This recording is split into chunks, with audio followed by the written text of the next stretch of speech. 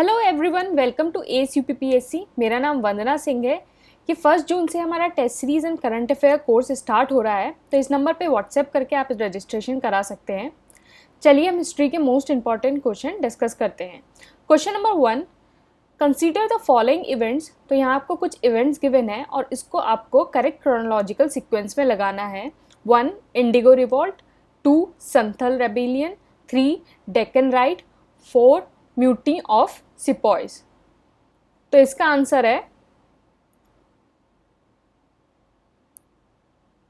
Answer D, 2413। तो सबसे पहले संथल रेबिलियन हुआ, ये 1855 से 1856 के बीच में हुआ। Then sepoy mutiny 1857, indigo revolt 1860 and Deccan riot 1875। तो क्वेश्चन नंबर 1 का आंसर हो गया d, 2413। Question number 2, match list 1 with list 2।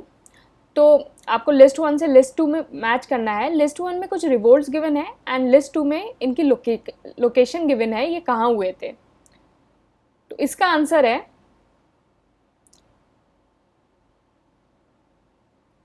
Answer A, 1, 3, 4, 2। तो मोहपला रिवोल्ट जो है वो केरला में मालाबार में हुई थी और ये 1921 के बीच में हुई थी। और पबना रिवोल्ट है, ये बंगाल में हुई थी 1873 से 1876 के बीच में। एका मूवमेंट है, ये अवध में हुई थी उत्तर प्रदेश में 1921 में। और बिरसा मुंडा जो रिवोल्ट है वो बिहार में हुई थी, मतलब उस टाइम वो बिहार था, अभी वो झारखंड में 1899 में। तो क्वेश्चन नंबर 2 का आंसर हो गया ए, 1, 3, 4, 2। Question number 3, which of the following statement is not correct. तो यहाँ आपको 4 स्टेटमेंट गिवन है, आपको बताना है कि कौन सा ये करेक्ट नहीं है। A, the first madrasa setup by British in India in Calcutta. तो ब्रिटिश ने जो अपना पहला मदरसा इंडिया में सेटअप किया था वो कलकत्ता में। B, Asiatic Society of Bengal founded by James Prinsep. C, Charles Wilkins first translated Bhagavad Gita into English.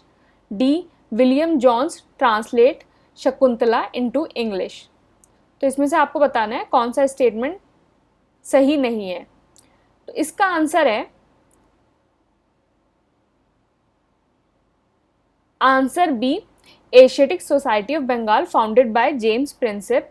तो ये बिल्कुल गलत है, क्योंकि एशियाटिक सोसाइटी ऑफ बंगाल जो है वो विलियम जॉन्स के द्वारा फाउंड की गई थी एट कलकत्ता इन 1784। तो एशियाटिक सोसाइटी ऑफ बंगाल जो फाउंड की थी वो विलियम जॉन्स ने की थी कलकत्ता के अंदर 1784 में। बाकी स्टेटमेंट बिल्कुल सही है, क्योंकि जो फर्स्ट मदरसा जो ब्रिटिशर्स ने इस्टेब्लिश किया था वो कलकत्ता में किया था। और चार्ल्स जो विल्किंस है उसने भगवद गीता को इंग्लिश में ट्रांसलेट किया था।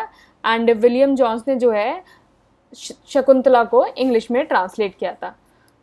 तो क्वेश्चन नंबर 3 का आंसर हो गया बी, ये स्टेटमेंट गलत है।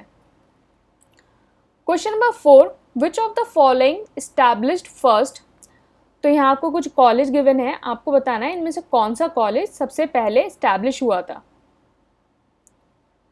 तो इसका आंसर है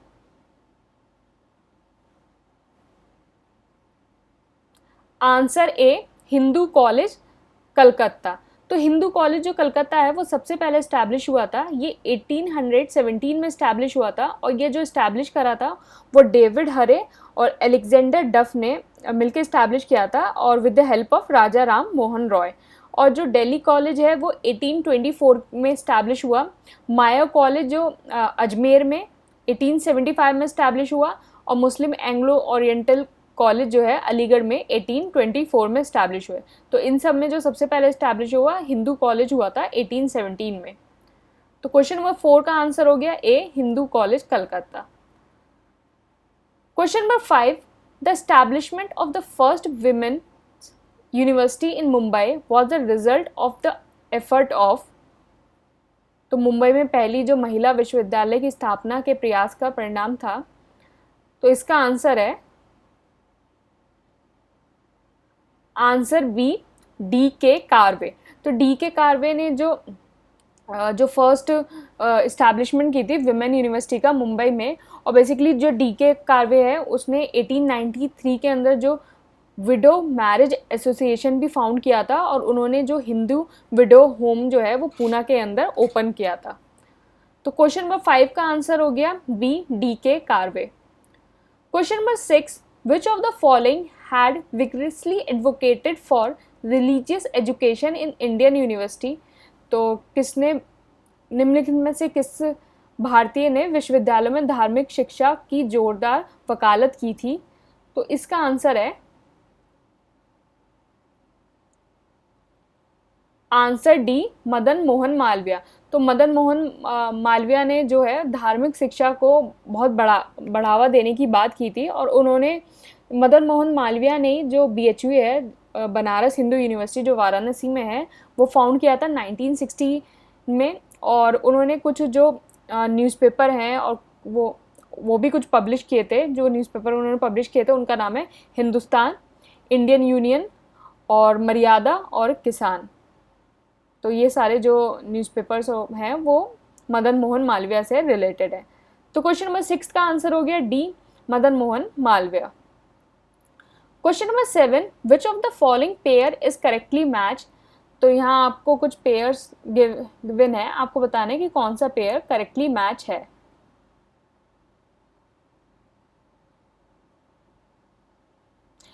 इसका आंसर है आंसर ए, दीवान ए बंदगर फिरोज शाह तुगलक। तो ये जो पेयर है वो बिल्कुल करेक्टली मैच है, बाकी पेयर गलत हैं। तो दीवान बंदगर जो है वो फिरोज शाह तुगलक द्वारा ये सिस्टम है वो इस्टेब्लिश किया गया था। बेसिकली ये जो सिस्टम है वो स्लेव से रिलेटेड था। दीवान मुस्तखरज जो है वो अलाउद्दीन खिलजी के द्वारा स्टार्ट किया गया था, और ये जो सिस्टम है रेवेन्यू सिस्टम से रिलेटेड था। दीवान कोई मोहम्मद बिन तुगलक द्वारा स्टार्ट हुआ था, और बेसिकली ये था दीवान कोई था एग्रीकल्चर डेवलपमेंट से रिलेटेड। दीवान अर्ज बलवान के द्वारा स्टार्ट किया गया था, और ये मिलिट्री रिफॉर्म से रिलेटेड था। तो क्वेश्चन नंबर 7 का आंसर हो गया ए, दीवान बंदगर फिरोज शाह तुगलक। तो ये सिर्फ सही है, बाकी जो पेयर्स हैं वो गलत हैं। क्वेश्चन नंबर 8, शर्ब was a tax levied on.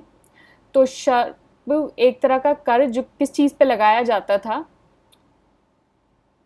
इसका आंसर है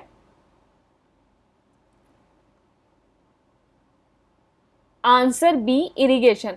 तो जो शर्ब जो है वो सिंचाई पे लगाया जाता था, और बेसिकली ये जो लगाया था वो फिरोज शाह तुगलक ने लगाया था। इसमें क्या होता था, शर्ब एक तरह का इरिगेशन टैक्स है, और ये जो टैक्स कितना होता था कि जितना भी आपका रेट ऑफ प्रोटेक्शन हो रहा है उसका 10% आपको ये टैक्स देना पड़ेगा। और फिरोज शाह तुगलक ने क्या किया था कि फिरोज शाह तुगलक ने बाकी सारे जो टैक्स हैं उसको भी डिटरमाइन किया था, और उसने अपने जो टैक्स जितने भी डिटरमाइन किए थे वो कुरान के रूल से किए थे। मतलब जो कुरान में अप्रूव्ड जो टैक्स हैं उसने उन टैक्स को जितने भी कर हैं उनको डिटरमाइन किया था, और उसने 4 जो कुरान अप्रूव्ड टैक्स हैं उनको परमिट किया था। वो थे खरज, जजिया, खुम्स और ज़कत। तो क्वेश्चन नंबर 8 का आंसर हो गया बी, इरिगेशन। तो शर्ब जो टैक्स है वो इरिगेशन से रिलेटेड है।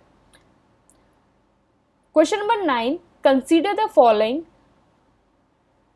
यहाँ आपको कुछ मॉन्यूमेंट्स गिवन है, आपको इनको करेक्ट क्रोनोलॉजिकल ऑर्डर में लगाना है ये कब बिल्ट हुए थे। तो इसका आंसर है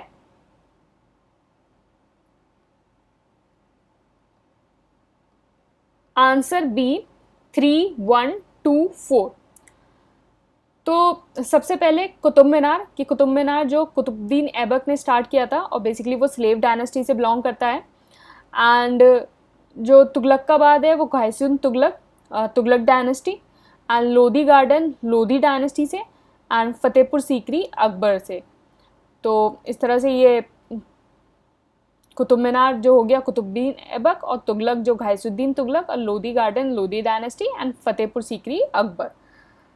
तो क्वेश्चन नंबर 9 का आंसर हो गया b, 3124। Question number 10, which of the following is not correctly match. तो यहाँ आपको कुछ मॉन्यूमेंट्स गिवन है और आपको बताना है कि कौन सा करेक्टली मैच नहीं है। इसका आंसर है आंसर ए, अजमेर कुव्वत उल इस्लाम। तो ये जो है ये बिल्कुल करेक्टली मैच नहीं है, क्योंकि कुव्वत उल इस्लाम जो है वो अजमेर में नहीं है, वो दिल्ली में है। बाकी जो सारे पेयर्स हैं वो बिल्कुल करेक्टली मैच है। अटाला जो मस्जिद है वो जौनपुर में है, जहाज महल जो है वो मालवा में है, जामा मस्जिद गुलबर्गा में है। तो क्वेश्चन नंबर 10 का आंसर हो गया ए, ये गलत है, कुव्वत उल इस्लाम जो है वो दिल्ली के अंदर है। Question number 11, match list list 1 with list 2। List 1 में आपको कुछ बिग बुक्स गिवन है एंड लिस्ट 2 में उनके राइटर्स गिवन है। आपको लिस्ट 1 से लिस्ट 2 को मैच करना है। तो इसका आंसर है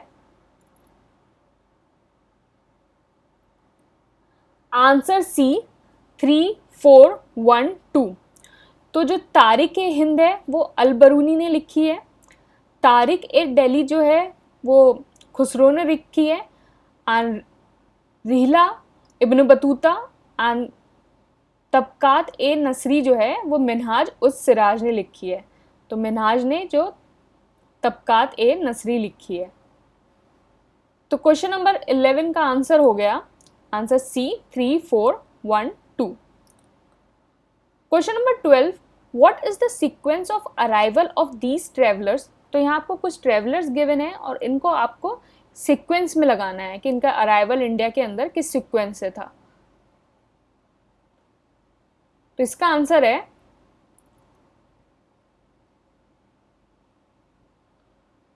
आंसर बी, 3, 1, 2, 4। तो सबसे पहले अल बरूनी आया। अल बरूनी जो है वो मोहम्मद गजनी के साथ आया था और 1000 एडी में।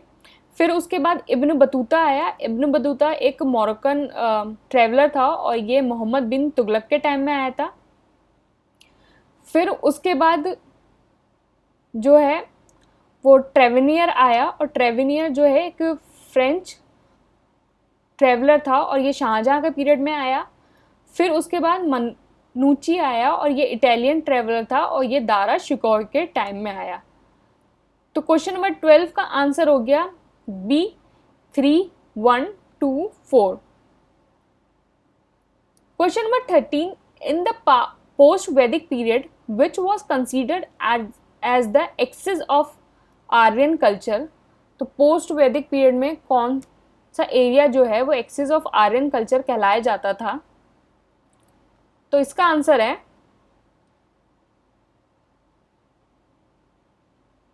आंसर ए, अंगा एंड मगध।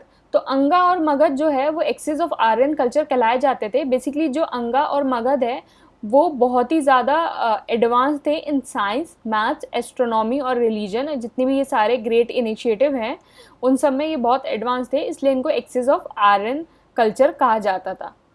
तो क्वेश्चन नंबर 13 का आंसर हो गया A, Anga Magadha. Question number 14, which of the following river among the following referred as मातेतामा, देवीतामा और नादीतामा इन ऋग्वेदा। तो इसमें से कौन सी जो रिवर है उसको मातीतामा, देवीतामा और नादीतामा कहा गया है। तो इसका आंसर है आंसर बी, सरस्वती। तो सरस्वती रिवर को मातीतामा कहा गया है। मातीतामा का मतलब होता है बेस्ट ऑफ ऑल मदर्स और देवीतामा का मतलब है best of all goddess and नदीतामा का मतलब है बेस्ट ऑफ ऑल रिवर्स। तो सरस्वती जो है वो best of all mothers, best of all goddess and best of all reverse कहा गया है ऋग्वेदा के अंदर। तो क्वेश्चन नंबर 14 का आंसर हो गया B, Saraswati.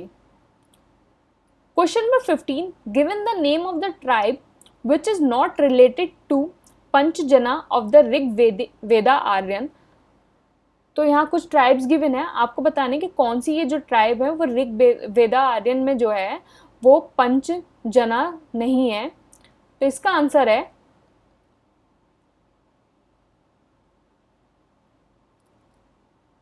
Answer D, Kikata. तो कीकट जो है वो पंचजना में नहीं आती है। तो बेसिकली जो ऋग्वेदा में जो 5 स्पेसिफिक ट्राइब्स थी उनको पंचजना कहा जाता था। वो थी Yadu and Puru, Turvasa and Durvasa and Anu. तो यदु, दुर्वसा, तुर्वसा और पुरु, तो ये 5 जो ट्राइब थी उनको पंचजना कहा जाता था।